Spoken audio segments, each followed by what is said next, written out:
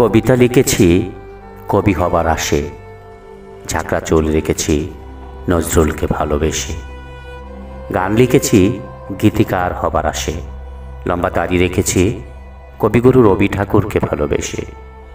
ছবি এঁকেছি সারাদিনমান বিখ্যাত শিল্পী হবার আশে, মোটা কালো ফ্রেমের চশমা পরেছি জয়নুলকে ভালোবেসে।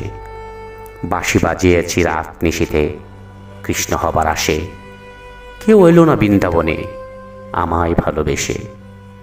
বর্ষি বেয়েছি শুকনা পুকুরে চণ্ডীদাস হবার আশে, বাঁকা পথের পানে চেয়ে থেকেছি যদি সে আসে রজকিনীর বেশে। কিছুই হলো না, কিছুই হলো না অবশেষে। কবিতাগুলো আমার একসাথে মিশে হয়ে আছে কচি হাতের অর্থহীন কয়েকটা বক্ররেখা। শুধু শুধুই কি খরচ করেছি এতদিন অজস্র খাতার পাতা।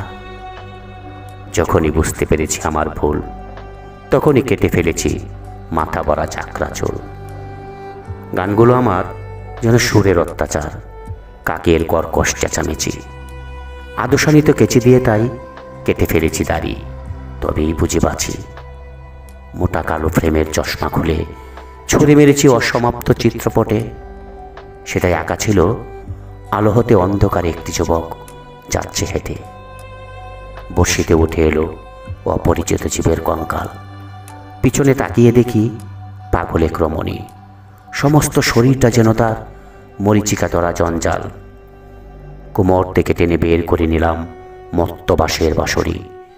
দূর থেকে দৌড়ে এসে আমার পাশে লুটিয়ে পড়েছে অল্প বয়সী এক কিশোরী। তার চুলের মুঠোই ধরে জিজ্ঞেস করলাম, তুই কি রজকিনী? মুখের দিকে তাকিয়ে বললাম, না তুই না, আমি তোকে চিনি। আরও বাঁশিটা ভেঙে দিয়ে বলল, আমাকে চিনতে পারোনি? আমি তো সেই হতভাগিনী।